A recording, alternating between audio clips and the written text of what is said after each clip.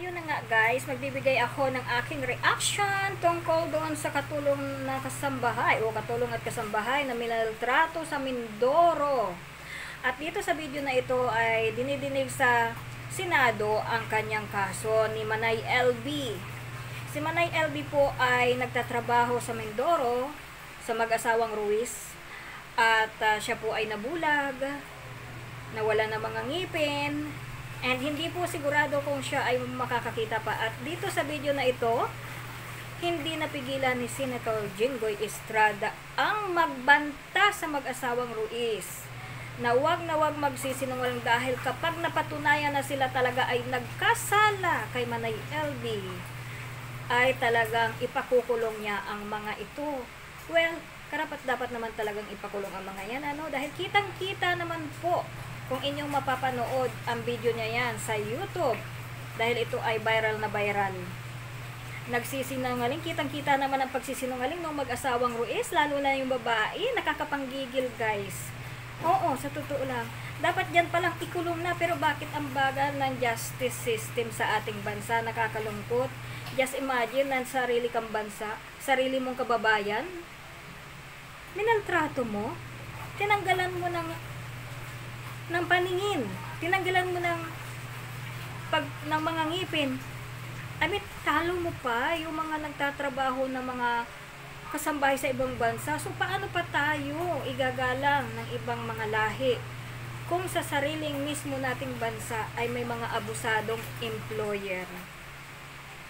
Kayo guys, lalo lang doon sa mga kapwa ko OFW na naging katulad ko na nagtrabaho bilang kasambahay. Ano po ang magiging reaction ninyo ito? Karapat-dapat po ba? Ano po ang karapat-dapat na parusa sa mga taong abusado na katulad nito? Just imagine ha? Kesyo daw kaya nabulag si Manay LB dahil ilang araw daw ito bago maligo. Naniniwala ba kayo dun? Na nakakabulag ang ilang araw na hindi pagliligo? At yung mga sugat-sugat daw ni Manay LB, sabi nitong si Ruiz na among babae ni Manay LB, kamot daw ng kamot kasi si Manay LB. At kaya naman daw kasi nag-umpisa yung pagkabulag ni Manay LB, isa pang reason niya, isa pang dahilan niya sa Senado nung dinidinig ng hearing, ay kasi may mga puti-puti na daw dito guys. Hindi ko alam kung saan yung tinuturo niya mga puti-puti na yon. Kaya daw nabulag yan, yung daon dahilan ng pagkabulag. Pero dahil nga magaling ang ating Senate hearing, ay mayroong mga doktor doon na sumuri sa paningin or sa mata ni Manay LB na hindi naman nila inaamin na dahil lang sa hindi pagkaligo at doon sa mga puti-puti na yun ay mabubulag na kaagad si Manay LB. So, nakakalungkot ang mga ganitong pangyayari. Dapat meron kaagad batas tayo na kapag ganito na ang ginawa sa ating kapwa, ay ikulong na kaagad. And then, imagine, sa ilang taon niyang pagtatrabaho sa mag-asawang Ruiz, wala siyang natanggap na sahod. At ito pa guys ang nakakabigla.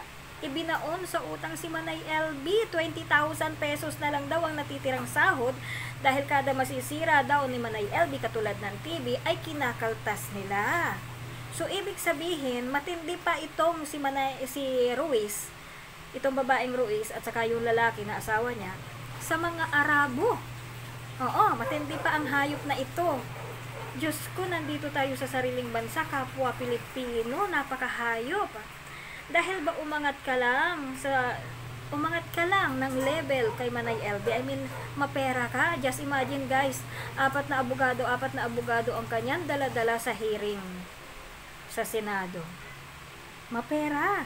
Talagang mapapagtakpan niya ang mga kawalan kanyang ginagawa. At ito pa, yung 18 niyang anak na nag-aaral at nakatira sa Batangas, ay tumira dyan si Manay LB na mahigit isang buwan. Ayon sa isang kasambahay ng anak ng mga Ruiz, tumira daw ang Manay LB ng mahigit isang buwan, naging tagapaglinis, kahit bulag na, ginawa pa rin nilang kasambahay. Without salary guys, without salary. At dahil doon, humingi siya ng tulong doon sa kasambahay ng anak ng mga Ruiz para i-search sa Facebook or Messenger ang pangalan ng kanyang mga kapatid. Kaya nalaman ng mga kapatid ni Manay LB na gano'n na ang kanyang sitwasyon.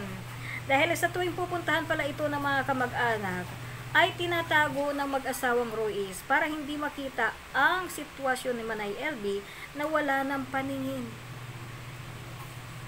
Imagine, iumpog ka sa pader, tapos ilublob ka sa Inyodoro. Nasaan ang justice?